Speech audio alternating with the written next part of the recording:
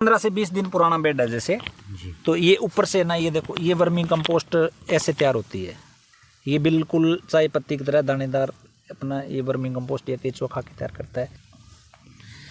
ये केचुआ होता है जो ऑस्ट्रेलियन ब्रीड एसिना फेटिडा, ये वर्म्स हैं जिनका काम है कि अपन इनको, अगर अपना बेड गर्म हो रहा है उसमें अपन ने पानी लगा दिया तो केचुआ कहीं नहीं मरता। केचुए के अंदर कोई रोग। केचुआ खाद को तैयार करने में लगभग कितनी कॉस्ट आती है?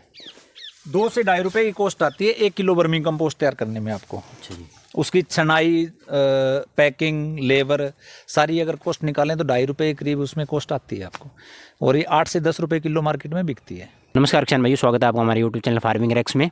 आज हम आए हैं वर्मिंग कंपोस्ट के एक यूनिट पे। तो आज वर्मिंग कंपोस्ट के ऊपर आज आपको पूरी जानकारी मिलेगी। जो यहाँ के किसान हैं वो पिछले कई वर्षों से वर्मिंग कंपोस्ट कर रहे हैं और अच्छा मुनाफा कमा रहे हैं। अगर वीडियो आपको अच्छी लगे तो वीडियो को लाइक करें, शेयर करें और कमेंट करें। अगर जो किसान भाई चैनल पर पहली बार आए हैं वो चैनल को सब्सक्राइब करें। धन्यवाद। पहले तो हमारे दर्शकों को अपना परिचय और इस फार्म की लोकेशन के बारे में बताइए, कहाँ पर? पहले तो आपका चैनल फार्मिंग रेक्स को मैं धन्यवाद करता हूँ कि आप मेरे फार्म पे आए और किसानों से जुड़ी हुई जो चीज़ें हैं, जो एडवांस में कुछ अलग किसान कर रहे हैं, उनकी आप आवाज़ उठा रहे हो। तो मेरा गाँव बरोखा, ज़िला सिरसा, हरियाणा का रहने वाला हूँ मैं। तो मैंने 3 साल पहले अपना वर्मिंग कंपोस्टिंग, 20 साल जॉब करने के बाद अपना वर्मिंग कंपोस्टिंग, बागवानी, सुपर नेपियर की खेती और अभी 5 महीने पहले गोट फार्मिंग, ये कुछ चीज़ें स्टार्ट करी है। तो इसमें हम ट्रेनिंग दे के आगे भी स्टार्ट करवा रहे हैं। तो सभी किसान साथियों से, युवाओं से अनुरोध भी मैं तो ये करूँगा कि अपनी खेती के साथ साथ जो भी आप परंपरागत तरीके से कर रहे हो या नौकरी भी कर रहे हो या जॉब भी कर रहे हो, तो थोड़ा थोड़ा हटके इससे अलग थोड़ा सा स्टार्टअप करें तो अपनी इनकम में आप इजाफा कर सकते हैं। आगे बढ़ने के लिए अपने पास ऑप्शन बहुत हैं। तो ये बताइए हमें, वर्मी कंपोस्ट करने का ख्याल आपके मन में कैसे आया? तो इसकी शुरुआत आपने किस प्रकार की थी और केंचुआ है जो आप कहाँ से लेकर आए थे, और ये केंचुआ है वो कौन सी नस्ल जो बोले जाती है वो कौन सी नस्ल का है, उसके बारे में? वर्मिंग कंपोस्टिंग स्टार्ट करने का मेरा मकसद था कि आज आप हालात देखते हैं ना ज़मीनों का, ज़मीन के अंदर इतनी यूरिया, डीएपी और फर्टिलाइजर आप डाल रहे हैं, पेस्टिसाइड का इतना प्रकोप हो रखा है। तो इसका मेरे मन में विचार आया कि खेती को कैसे सुधारा जाए, अपने अन्न उत्पादन को कैसे सुधारा जाए। जी। तो उसके बाद में अपना KVK सिरसा से डिपार्टमेंट से संपर्क करके और ट्रेनिंग लेके इसका वर्मिंग कंपोस्टिंग को मैंने स्टार्ट किया 2019 में। और केचुए में यूपी से लेके आया था क्योंकि नज़दीक में अपने कोई यूनिट थी नहीं जी।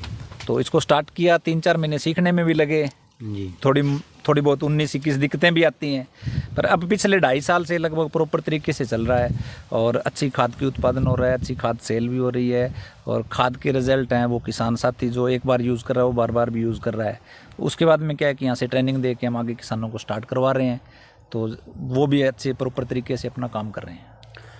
तो आप जब गोबर यहाँ पर लेके आते हो स्टार्टिंग में, तो उसके बाद का जो प्रोसेस है उसके बारे में बताएं, किस प्रकार है? वर्मी कंपोस्टिंग को स्टार्ट करने का ये है कि आप 15 से 20 दिन पुराना गोबर लो, चाहे आपके डेयरी फार्मिंग का है या गौशाला का है। तो उसमें जो बेड बनाने की प्रक्रिया होती है, मैं आपके कैमरामैन से कहूँगा कि दिखाए इस तरह से। लंबाई 20, 25 या 30 फुट अपनी इच्छा अनुसार ले सकते हैं। चौड़ाई इसकी 3 फीट रखनी होती है। तो इसके अंदर गोबर को डाल के 3-4 दिन उसको अच्छी तरह से पानी से गीला करके, ठंडा करके, उसकी मीथेन गैस बाहर निकाल के उसके बाद केचुए उसके ऊपर छोड़े जाते हैं, जो 50 से 60 दिन के अंदर लगभग उस गोबर को खा के वर्मी कंपोस्ट में तब्दील कर देते हैं। और केचुओं की जो संख्या है वो 2 से 3 गुना बढ़ जाती है।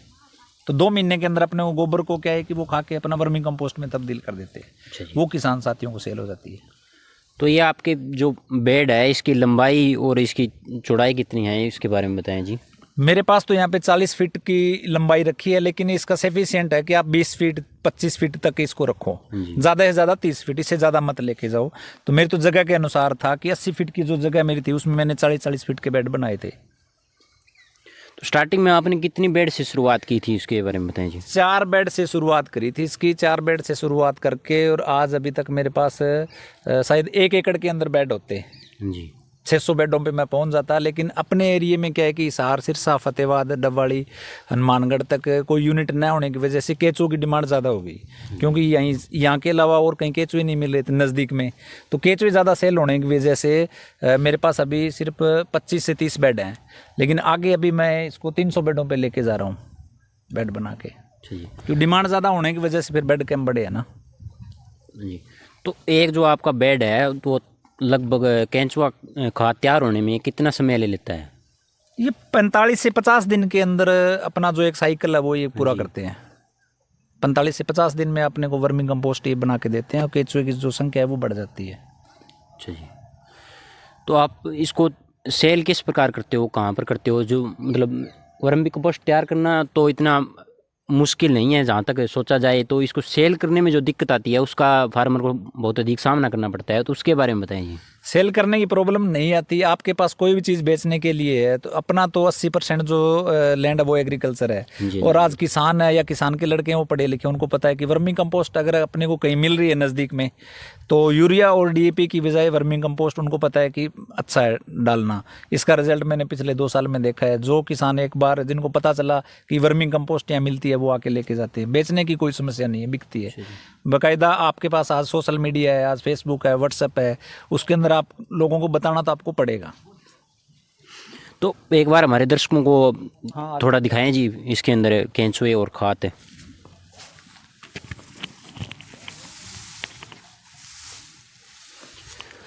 ये 15 से 20 दिन पुराना बेड है जैसे जी। तो ये ऊपर से ना ये देखो, ये वर्मी कंपोस्ट ऐसे तैयार होती है। ये बिल्कुल चाय पत्ती की तरह दानेदार अपना ये वर्मी कंपोस्ट ये केचुआ खा के तैयार करता है। और मैं आपको केचुआ दिखाना चाहूँ, ये केचुआ होता है जो ऑस्ट्रेलियन ब्रीड एसिना फेटिडा, ये वर्म्स हैं जिनका काम है कि अपन इनको गोबर दे दिया जी। ये गोबर को खा के 45 से 50 दिन के अंदर अपने को वर्मी कंपोस्ट दे देते हैं। यानी गोबर को वर्मी कंपोस्ट में बदलने के लिए इनको सिर्फ जगह, खुराक, हवा, पानी, नमी, ये चीज़ें केचुए को सिर्फ देना होता है। बाकी काम केचुए का है, ये खा के वर्मी कंपोस्ट बना देता है। कई फार्मर है जो शुरुआत करते हैं तो उनके केंचुए धीरे धीरे मरने शुरू हो जाते हैं, तो उसका क्या कारण है? तो जल्दबाजी करते हैं, गोबर को ठंडा नहीं करते, उसमें मीथेन गैस ज़्यादा होती है, उसका कारण है? या केचुए मरने की जो प्रक्रिया है वो एक ही कंडीशन में आती है, जैसे मई और जून के अंदर लू चलती है जी। अगर उस लू के अंदर अपना बेड जैसे गर्म हो गया, अपन ने पानी नहीं डाला, उसका ध्यान नहीं दिया, तो केचुआ मर सकता है। बाकी पूरे साल केचुआ मरने की कोई प्रॉब्लम नहीं आती, क्योंकि मौसम लगभग बराबर रहता है। जो लू का टाइम है वहीं सिर्फ प्रॉब्लम आती है। अगर अपन निरंतर बेड को संभालते रहें, सुबह देख लिया, शाम को देख लिया, अगर अपना बेड गर्म हो रहा है उसमें अपन ने पानी लगा दिया, तो केचुआ कहीं नहीं मरता। केचुए के अंदर कोई रोग नहीं आता, कोई फंगस नहीं आता, कोई बीमारी नहीं आती। केचुआ किसी भी पोजीशन में नहीं मरता। लू के अंदर, गर्म दिनों के अंदर अगर आप उस बेड को संभाले ही ना, अगर अपना गोबर गर्म हो रहा है तो केचुआ मर सकता है। अगर आप डेली संभाल रहे हो 10 मिनट के लिए भी, अगर अपना बेड नॉर्मल है तो ठीक है, अगर गर्म हो रहा है तो उसमें पानी लगाओ, केचुआ नहीं मरता कभी भी। पानी कितने दिन में देना पड़ता है, या दिन में कितनी बार इसको, नमी कितनी रखनी पड़ती है इसके अंदर? जब लू चल रही हो उस समय तो अपने को हो सकता है सुबह और शाम दोनों टाइम भी डालना पड़े। और जैसे अभी सर्दियों का टाइम चल रहा है, अभी फरवरी चल रही है, तो अभी आप 4 से 5 दिन में, 6 दिन में एक बार पानी लगाओ। दिसंबर में, नवंबर में और जनवरी में कम से कम 10-15 दिन भी निकल जाते हैं। यानी अपने को 40 से 50% के बीच में इसमें मॉइस्चर रखना होता है। अगर इसमें नमी बरकरार है, बेड अपना गर्म नहीं हो रहा है, तो केचुआ अपना काम करता रहेगा, कोई प्रॉब्लम नहीं है। गर्मी के अंदर, लू के अंदर, अब जैसे यहाँ तो शेड वगैरह बना रखा है, किसी ने ओपन में कर रखा हो और लू ज़्यादा चल रही हो, बेड अपना गर्म हो रहा हो, तो केचुआ मरने की पोजीशन में आता है। अदरवाइज केचुआ नहीं मरता। तो आप जब इसको सेल करते हो तो किस प्रकार पैकेजिंग करते हो, या फिर सीधा इसको नहीं, फार्मर आपसे खुद लेकर आ जाते हैं? शक्ति ऑर्गेनिक्स के नाम से अपनी ब्रांडिंग है, एमएसएमई में जैसे फार्मर रजिस्टर्ड है, तो 50 किलो की पैकिंग होके ही फार्मर को जाता है, सारा पैकिंग करके देते हैं। तो लगभग बात करें तो हमें 1 किलो केचुआ खाद को तैयार करने में लगभग कितनी कॉस्ट आती है? 2 से ₹2.5 की कॉस्ट आती है 1 किलो वर्मी कंपोस्ट तैयार करने में आपको। अच्छा जी। उसकी छनाई, पैकिंग, लेबर सारी अगर कॉस्ट निकालें तो ₹2.5 के करीब उसमें कॉस्ट आती है आपको। और ये 8 से 10 रुपये किलो मार्केट में बिकती है। अगर केचुए की बात करें तो उसका क्या रेट है? केचुआ 300 रुपये किलो मिलता है। केचुए के वैसे कोई रेट नहीं होते, आपको 100 रुपये भी मिलेगा, 200 रुपये मिलेगा, 300 मिलेगा, 400 मिलेगा, 500 भी देते हैं। वो उसकी क्वांटिटी पे निर्धारित है। जैसे हम 300 रुपये किलो दे रहे हैं ना, तो उसमें 1200 से 1500 केचुए पर केजी के हिसाब से निकाल के उनको दिया जाता है। उसमें केचुए की क्वांटिटी कम होएगी, रेट कम होएगा। केचुए की क्वांटिटी ज़्यादा है तो रेट ज़्यादा हो जाएंगे। तो कोई फार्मर आपसे 1 किलो केंचुआ लेकर गया है तो उस 1 किलो केंचुए से कितनी खाद वो तैयार कर सकता है, और जो केंचुए हैं वो बढ़ेंगे कब, उसकी क्वांटिटी कैसे बढ़ेगी केंचुओं की?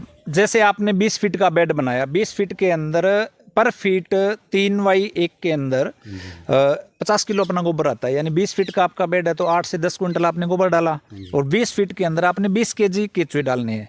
जो 20 केजी केचुए डालने के बाद क्या होगा कि वो आपको लगभग 2 महीने के अंदर टोटल वर्मिंग कंपोस्ट आपको तैयार करके देंगे।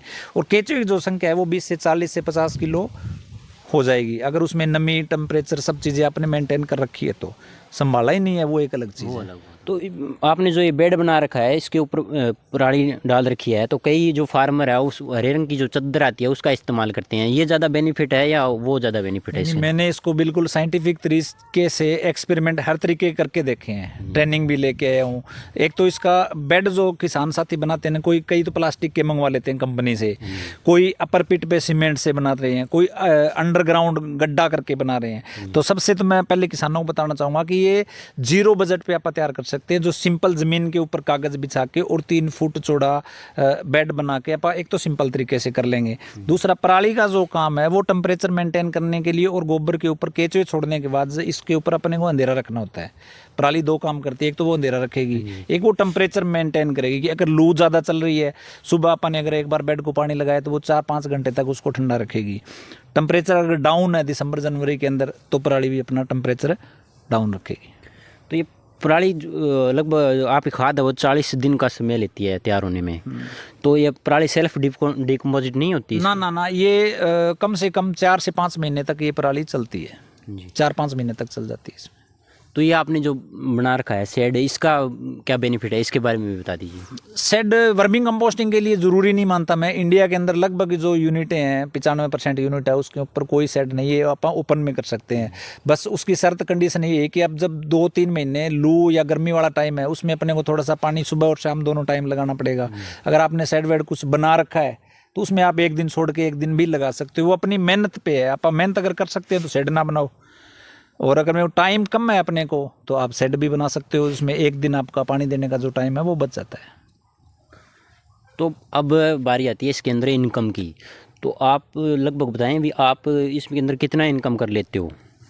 इनकम की बात करूं, ये 3 साल पहले मैंने स्टार्ट किया था। 6 महीने तक मेरे पास कोई इनकम नहीं थी, क्योंकि 4 बेड से स्टार्ट किया, फिर 4 बेड से बढ़ा के मैं 20 बेड पे आया। जब मेरे पास 20 बेड हो गए और 50-60 क्विंटल वर्मिंग कंपोस्ट तैयार हो गई, उसके बाद मैंने सेल आउट करना स्टार्ट किया, वर्मिंग कंपोस्ट बेचनी स्टार्ट की। और उसके बाद क्या है कि किसान आने लग गए मेरे पास ट्रेनिंग के लिए, केचुए लेने के लिए। तो खाद और केचुए को मिला के अगर मैं बात करूं तो फिलहाल ये मेरे को 70-80 हज़ार रुपये पर मंथ की इनकम ये इतने 20-22 बेडों से है ना, वो मैं ले रहा हूँ। अच्छा जी। तो जो मैं जॉब कर रहा था, 20 साल नौकरी करी थी, उसको भी मेरे इस वर्मिंग कंपोस्ट बिजनेस ने मेरे को वो नौकरी छुड़वा दी। तो अच्छा बिजनेस है। मैं तो यही कहूँगा किसान साथियों को भी, कॉमर्शियल बिजनेस के लिए चाहे वो ना करे, लेकिन अपनी खेती के लिए भी 1 या 2 बेड लगा के वो कर सकता है। मैंने कम से कम 100 फार्मर ऐसे हैं जिनका यूरिया और DAP का बजट बिल्कुल 0 पिला दिया। उनको वर्मिंग कंपोस्ट स्टार्ट करवा के अपने लिए भी, बेचना ज़रूरी नहीं है कि वो बेचे, लेकिन वो अपने लिए भी तैयार करे तो अपना भी 2-3 लाख 4 लाख रुपए वो सालाना यूरिया और DAP की बचा रहे हैं। तो अब तो हमारे दर्शकों को आप इसके बारे में क्या संदेश देना चाहोगे भी, अगर वो शुरुआत करना चाहे तो किस प्रकार शुरुआत कर सकते हैं? बिजनेस के लिए भी शुरुआत करना चाहिए तो कोई भी युवा या किसान साथी 2 बेड से, 3 बेड से, 4 बेड से स्टार्ट कर सकता है, क्योंकि ये एक ऐसा बिजनेस है जिसके अंदर कोई ज़्यादा लंबी चौड़ी इन्वेस्टमेंट की ज़रूरत नहीं है। इसको 5,000 से, 10,000 से, 15,000 से भी आप स्टार्ट कर सकते हैं। कोई ऐसा बिजनेस नहीं है जो 10-20 लाख रुपए से कम स्टार्ट हो।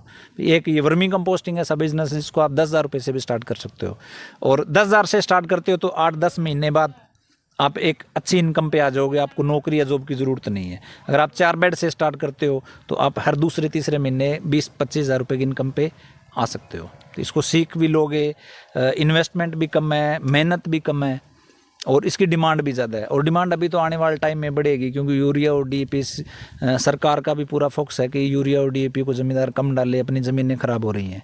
तो वर्मिंग कंपोस्ट का टाइम तो आगे आना है। जो आज वर्मिंग कंपोस्टिंग में जाएगा कल को वो पैसे भी कमाएगा। तो स्कोप अच्छा है। किसान साथियों को मैं ये मैसेज दूंगा कि वो कर सकते हैं। अब मैंने बागवानी भी कर रहा हूँ, वर्मिंग कंपोस्टिंग कर रहा हूँ, गोट फार्मिंग में कर रहा हूँ, सुपर नेपियर में कर रहा हूँ। तो अलग अलग मॉडल हैं, कर रहा हूँ। आगे से आगे और ऐड करते रहेंगे, किसानों को आगे मल्टीप्लाई करवाते रहेंगे। जो मैं सीख रहा हूँ वो आगे मैं सिखाता रहूँगा। तो किसान भाइयों, ये थी वर्मी कंपोस्ट के ऊपर पूरी जानकारी। अगर वीडियो अच्छी लगे तो वीडियो को शेयर करें, लाइक करें, कमेंट करें, और जो किसान भाई चैनल पर पहली बार आए हैं वो चैनल को सब्सक्राइब करें। धन्यवाद।